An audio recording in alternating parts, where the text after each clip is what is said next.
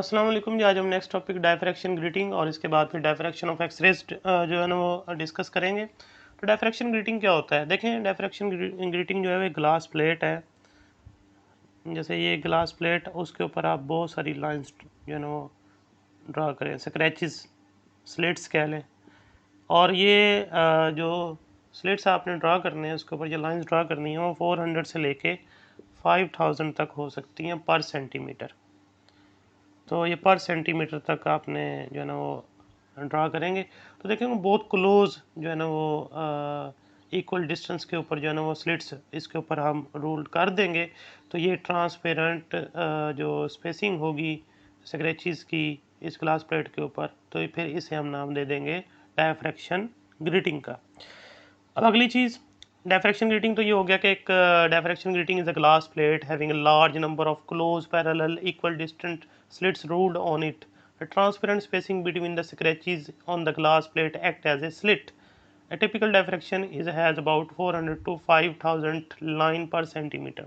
ये diffraction greeting की definition होगी एक तरह से कि ग्लास प्लेट के ऊपर आपने large number of parallel scratches जो है ड्रा कर दिए, जो कि स्लिट के तौर पे काम करेंगे। उनके दरमियान जो स्पेस है वो स्लिट के तौर पे काम करेगा और वो 400 से लेकर 5000 पर सेंटीमीटर है। अगली चीज़ है फ्रिंज सॉरी ये ग्रीटिंग एलिमेंट। ग्रीटिंग एलिमेंट क्या है? जैसे ये एक स्लिट है, ये अगला स्लिट है, उसके दरमियान जो गैप होगा डी कहेंगे उसको, तो उसे हम ग्रीटिंग एलिमेंट का नाम देंगे। यानी दो स्लिट्स के दरमियान जो गैप आएगा उसे डी का नाम देंगे। तो उसे हम उसे कहेंगे क्या? उसे कहेंगे ये ग्रीटिंग एलिमेंट है। तो इसको डिफाइन कैसे करेंगे? Distance between two adjacent slits is D called greeting element. और इसको आप डिनोट करते हैं डी से। और ये निकालते कैसे हैं? जितनी लेंथ हो और उसके ऊपर जितनी लाइंस ड्रा की गई हों उससे डिवाइड कर दें, तो आपके पास जो ग्रीटिंग एलिमेंट है उसकी वैल्यू आ जाएगी। यानी दो स्लिट्स के दरमियान जो गैप होगा वो आप फाइंड कर लेंगे इस फार्मूले से। ठीक है, तो ये दो डेफिनेशन शॉर्ट में आई हुई हैं, ये आपने तैयार करनी है। ये आपकी बुक में लिखी हुई हैं, इसलिए मैंने लिखी नहीं है, आपकी बुक में ऑलरेडी लिखी हुई है ये। तो नेक्स्ट अब देखें हम इसकी मदद से, यानी यही अब डायफ्रैक्शन ग्रीटिंग हमने बना ली है। हमने उसके ऊपर स्लिट्स जो है ना वो रूल कर दिए हैं, इक्वल डिस्टेंस के साथ स्लिट बना दी हैं। तो अब उसको हम लाइट के सोर्स के सामने जो है ना वो रखेंगे, तो फिर वो डायफ्रैक्शन को ऑब्जर्व करेंगे यहाँ पे। तो देखिए, सबसे पहले तो ये वही, यानी यहाँ पर जो वेव फ्रंट है उस पर सारी रेज जो पहुँच रही हैं वो इन फेस है। यहाँ से स्लिट से पास होने के बाद वो बेंड होना शुरू होंगी। बेंड हो जाएंगी तो डेफिनेटली आप कन्वेक्स लेंस यूज़ करेंगे यहाँ पे फिर दोबारा, और उनको आप कंबाइन करवाएंगे।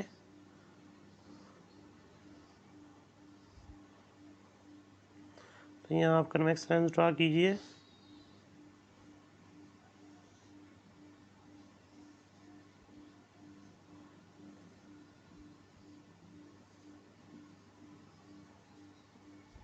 और ये पैटर्न स्क्रीन होगी, ये यहाँ पे कन्वर्ज हो जाएंगी पॉइंट पी पे।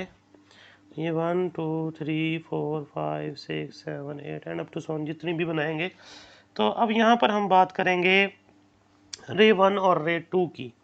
रे 1 और रे 2 जो है वो इस वेव फ्रंट के ऊपर तो इन फेस है, लेकिन जैसे ही वो अगर हम ये वेव फ्रंट ड्रा करते हैं तो फिर वो आउट ऑफ फेस हो जाते हैं। ये उनका छोटा सा पार्ट डिफरेंस आ जाता है। तो अगर इसको लेटर से ड्रा करूँ मैं, तो ये बहुत छोटा सा है, क्योंकि लेटर ट्राइंगल ड्रा कर देता हूँ तो ये बन जाएगा इस तरह से, ये ट्राइंगल बन गई। तो ये ए बी पार्ट डिफरेंस है, जो कि बिल्कुल किसके बराबर होगा? वेव लेंथ के बराबर होगा। और ये दो स्लिट्स का गैप है जिसे आप डी कह रहे हैं। ठीक है जी, और ये एंगल थीटा बन रहा है। तो यहाँ से आप जो ए बी है उसको आप क्या बोल रहे हैं? लैम्डा। यानी जब ए रे 1 और रे 2 एट पॉइंट पी पे जाके मीट करेंगी तो उनका पार्ट डिफरेंस लैम्डा होगा। तो वो कंस्ट्रक्टिव इंटरफेरेंस करेंगी, यहाँ वहाँ फर्स्ट ऑर्डर ऑफ इमेज बनाएंगी, यानी फर्स्ट मैक्सिमा बनेगा।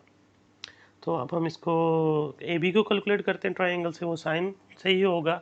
Sign theta is equal to A B over, और इसको आप ए कह दें, ए और बी, तो ए आ जाएगा।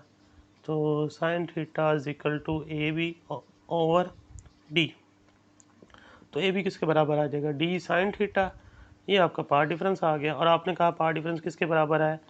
बिटवीन रे 1 एंड 2 वो है लैम्डा, यानी इंटीग्रल मल्टीपल ऑफ वेवलेंथ के। और एन आपको पता ऑर्डर ऑफ इमेज को कहते हैं, 0 1 2 and 3 and up to so on. तो ये फर्स्ट ऑर्डर ऑफ इमेज बनेगा।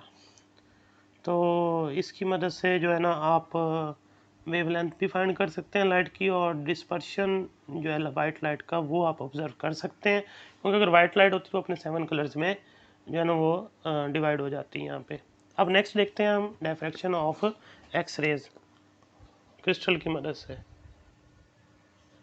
लेकिन डायफ्रैक्शन ऑफ एक्स रेज जो है वो क्रिस्टल की मदद से पॉसिबल है, क्योंकि एक्स रेज की जो वेवलेंथ होती है वो 10⁻⁻10 मीटर के अराउंड अबाउट होती है। तो इतनी छोटी वेवलेंथ के ऊपर जो क्या लें डायफ्रैक्शन है वो ऑब्जर्व करना बहुत डिफिकल्ट है, क्योंकि स्लिट का साइज़ वेवलेंथ के अप्रोक्सीमेटली होना चाहिए। तो इतना छोटा स्लिट जो है ना वो हम प्रोड्यूस नहीं कर सकते, तो जिस वजह से हम क्रिस्टल यूज़ करते हैं। तो क्रिस्टल जो है वो कहते हैं ऐसा कोई एलिमेंट जिसके अंदर एटम्स की अरेंजमेंट जो है ना रेगुलर हो, उसे क्रिस्टल बोलते हैं। तो असल में क्रिस्टल जो है ना वो लफ्ज़ पैटर्न का नाम है जो पीरियोडिक हो। तो उसमें जो एटम्स की अरेंजमेंट है वो पीरियोडिक होती है, जिस वजह से उसे क्रिस्टल बोला जाता है। खैर, तो एक्स रेज जो है वो क्रिस्टल्स के क्रिस्टलाइन जो एटम क्रिस्टलाइन जो एलिमेंट्स होते हैं उनके एटम से जो है ना वो डायफ्रैक्ट होते हैं, स्कैटर करते हैं, तो डायफ्रैक्शन शो करते हैं। तो उनका इंटरनल स्ट्रक्चर हमें पता चलता है क्रिस्टल्स का, और उनकी इंटरप्लेनर स्पेसिंग जो होती है, यानी एटम्स के दरमियान जो गैप होता है वो हमें जो है ना इसकी मदद से पता चलता है। तो एक्स रेज बीम को जो है ना हम फॉल करवाएंगे एक निकल क्रिस्टल के ऊपर यहाँ पे, और फिर हम जो उसका इंटरनल वो व्यू देंगी बाहर, तो उसका पैटर्न बनेगा, और बाद में इसका यूजेस डिस्कस करेंगे। तो देखें, सबसे पहले तो ये दिखाया हुआ है यहाँ पे, फ़र्ज़ करें ये वही जो क्रिस्टल की बात कर रहे हैं, ये उसके एटम्स की अरेंजमेंट है। तो ये अरेंजमेंट जो है वो रेगुलर और पीरियोडिक है। तो यहाँ हम 3 लेयर्स बना लेते हैं। तो ये पहली जो लेयर होगी वो पी प्राइम कह लें, दूसरी जो लेयर होगी पी वन प्राइम कह दें, तीसरी लेयर जो होगी P2 और P2 प्राइम कह दें। इंटरप्लेनर स्पेसिंग जो होगी, यानी ये वाली स्पेस है D होगी, इधर भी D होगी, तो इसे इंटरप्लेनर स्पेसिंग बोलते हैं, ये फाइंड की जा सकती है। अब यहाँ देखें, ये पहली रो है, ये पहली लेयर है, और ये दूसरी लेयर है, और फिर ये नीचे तीसरी होगी। खैर, अब यहाँ से लाइट जो है ना वो आके फॉल करेगी। लाइट जब आके यहाँ से फॉल करेगी, फ़र्ज़ करें वो इस एटम से डायफ्रैक्ट होती है, ये रे 1 आई और यहाँ से डायफ्रैक्ट हो गई। उसके बाद दूसरी रे आएगी, वो इन दो एटम्स के दरमियान जो गैप होगा यहाँ से गुजरते हुए वो यहाँ आके जो है ना वो कोलाइड करती है इस एटम पे।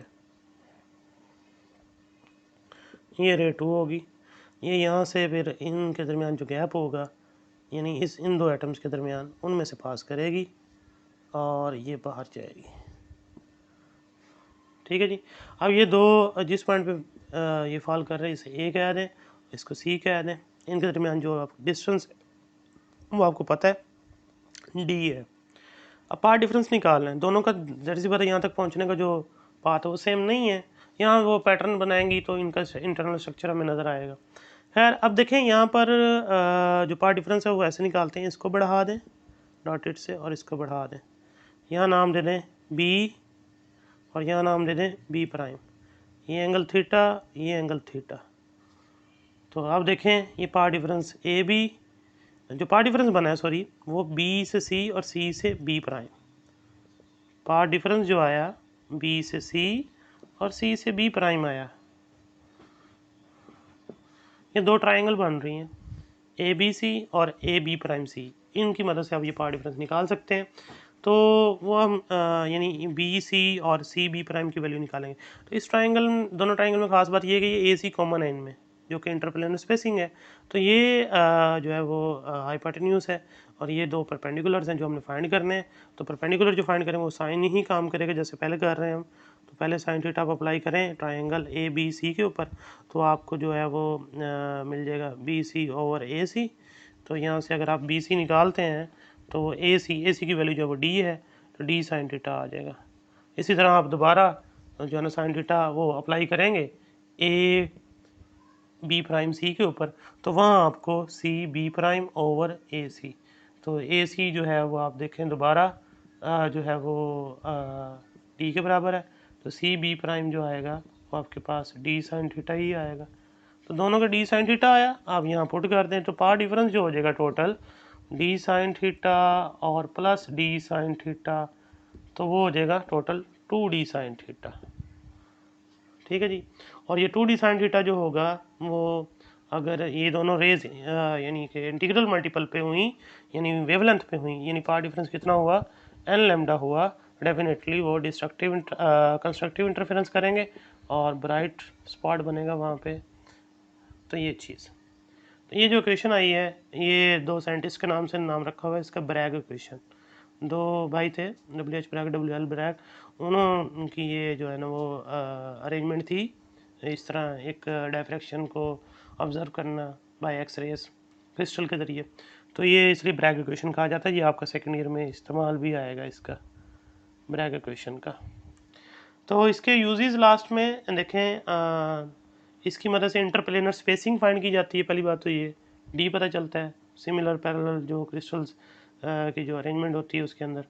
और biological structure of molecule, haemoglobin जो होता है उसका मॉलिक्यूलर बायोलॉजिकल स्ट्रक्चर हम देखते हैं, double helix structure of DNA, ये हम स्टडी करते हैं with the help of X rays. तो ये सारी चीज़ें जो है ना वो इसके यूजेस हैं, तो ये शॉर्ट में पूछे जा सकते हैं। एज अ लॉन्ग ये वैसे तैयार करना है, डायग्राम भी बनाएंगे, एक्सप्लेन करेंगे। नेक्स्ट फिर इंशाल्लाह लास्ट टॉपिक है आपका, वो है पोलराइजेशन, तो डिस्कस करेंगे। अल्लाह हाफिज़।